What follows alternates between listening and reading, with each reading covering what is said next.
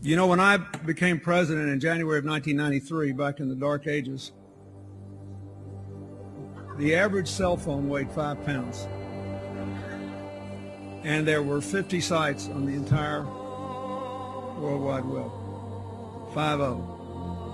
There have been more added than that since I've been talking. God made man in his own image. God intended for man to become one with God. We are going to become one with God. Cloning and the reprogramming of DNA is the first serious step in becoming one with God. This issue is going to dominate our global politics this century. This is the issue that will color the century. As we merge with machines, and I think it's inevitable that we will transform and are going to start linking with each other and become this meta-intelligence. And we will eventually become an interconnection of the entire human race. And we will become godlike once you plug into that global network.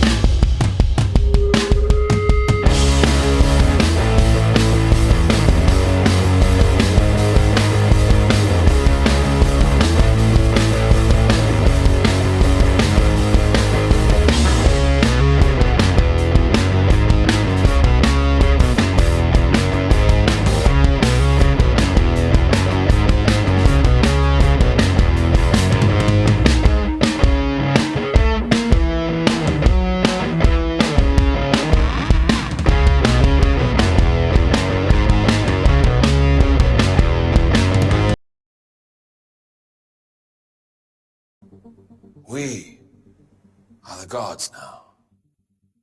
All I want is the best for life, my dear. And you know my wishes are sincere. What's to say for all the days I cannot.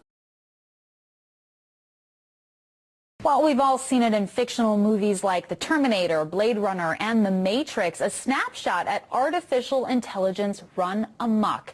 But what if it was not only a problem exclusive to the movies? What if the robots that scientists are taking great strides to develop could one day outsmart us?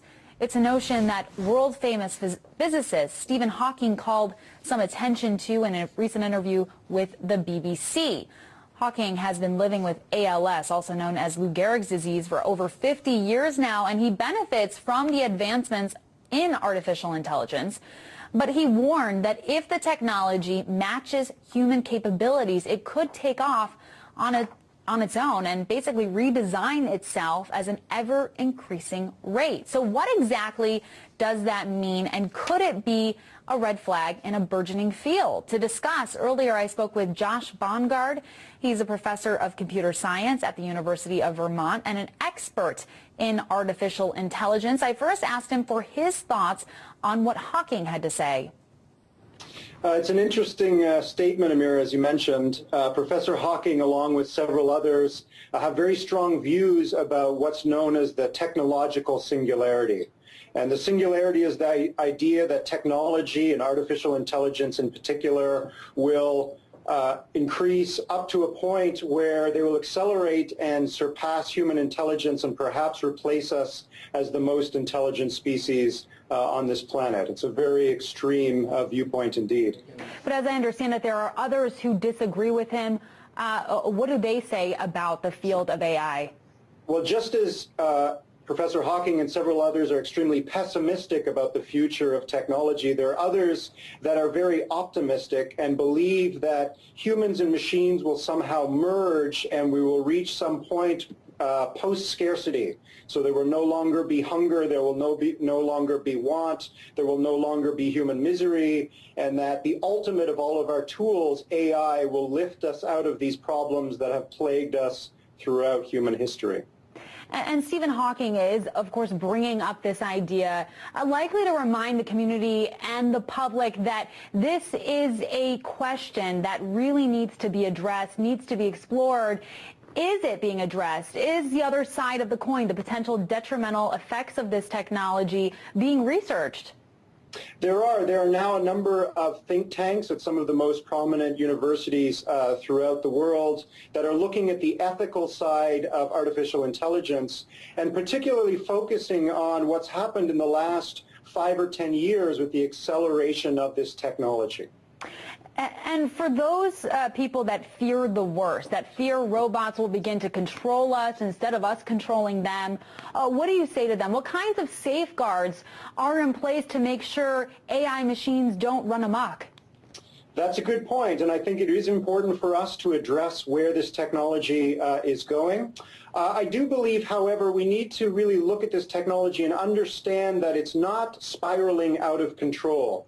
Like all of the technologies from nuclear power and weapons all the way back to stone clubs are ultimately a tool, and it's up to us to decide how to use them. Artificial intelligence is different from a lot of the technologies we've developed in the past, however, in that we seem to be merging with this technology. All of us use technology and perhaps without knowing it, using AI in our everyday lives.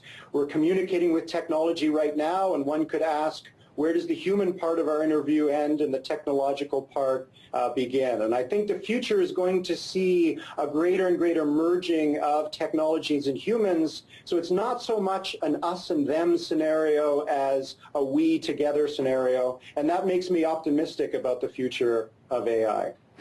You know, ironically, the alarm is being raised here by Stephen Hawking, someone who is relying on and benefiting from this technology himself. In fact, as I understand it, he just got an upgrade that will allow him to write up to 10 times faster and communicate more effectively, and that's certainly going to have a huge impact on his life. Can you talk very briefly about the advances we're seeing in the field more generally that are bringing a lot of practical benefits to people?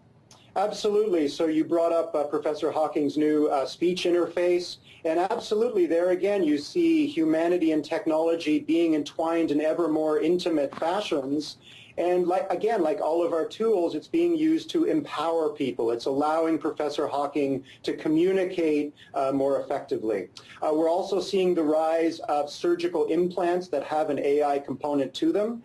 There are many human users now of cochlear implants that allow them to hear, retinal implants that allow people to see, and we're now on the cusp of new technologies which are brain implants, some technology and AIs that can communicate directly with our brains. It's scary. It's a new technology. We're always apprehensive of the unknown. But as we've seen in the last few years, most of these technologies are empowering people rather than disenfranchising them.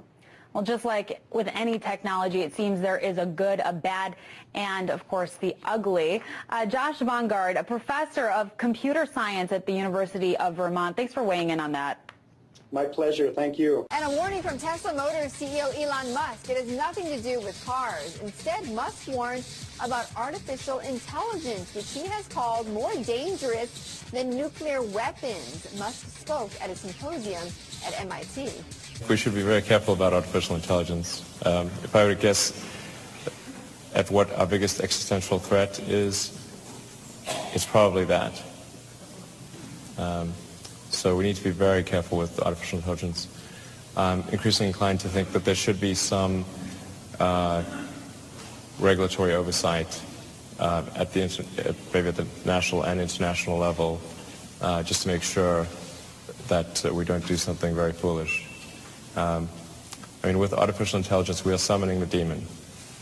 You know all those stories where there's the guy with the pentagram and the holy water, and he's like, yeah, you sure you can control the demon? Didn't work out. Now, I have to ask you about a company that you invested in. As you said, you make almost no investments outside of SpaceX. Yeah, I'm not really an investor. You're not an investor. Right. I don't own any public securities apart from SolarCity and Tesla. That's amazing, but you did just invest in a company called Vicarious Artificial Intelligence. What is this company? Right. I was also an investor in DeepMind before Google acquired it, and Vicarious. Mostly, I sort of want to. It's not from the standpoint of actually trying to make any investment return. It's really. I'd like to just keep an eye on what's going on with artificial intelligence. I think there's potentially a dangerous outcome there, and we need to. Dangerous. Potentially, yes. How so? I mean, there's been movies about this, like Terminator. Yes, movies are. Even if that's the case, what do you do about it? I mean, what dangers do you see that you can actually do something about? I don't know. Well, why did you invest in Vicarious? What exactly does Vicarious do? What do you see it doing down the line? Well, I mean, the Vicarious refers to it as recursive cortical networks, essentially emulating the human brain. Yeah, so I think, yeah. So you want to make sure that technology is used for good and not Terminator-like evil? Yeah. I mean, if in the movie Terminator, they didn't create AI to... they didn't expect, some sort of Terminator-like outcome. It's sort of, like that Monty Python thing. Nobody expects the Spanish Inquisition. It's just like, but you got to be careful. So you want to make sure that. But here's the irony. I mean, the man who's responsible for some of the most advanced technology in this country is worried about the advances in technology that you're aware of. I mean, I guess that's why I keep asking, what can you do? In other words, this stuff is almost inexorable, isn't it? How, if you see that there's these brain-like developments out there, can you really do anything to stop it? I don't know. Well, what should AI be used for? What's its best value? I don't know. But there's some scary outcomes, and we should try to make sure that the outcomes are good and not bad. Yeah. Or escape to Mars if there's no other option. The AI will chase us there pretty quickly. And as the ultimate disruptor, when you look at all the technologies out there, you talked a little about artificial intelligence. What else do you think is really disruptive to the status quo right now? Well, rewriting human genetics, that would be quite disruptive. Designed them to be trusted with our homes, with our way of life, with our world. But did we design them to be trusted?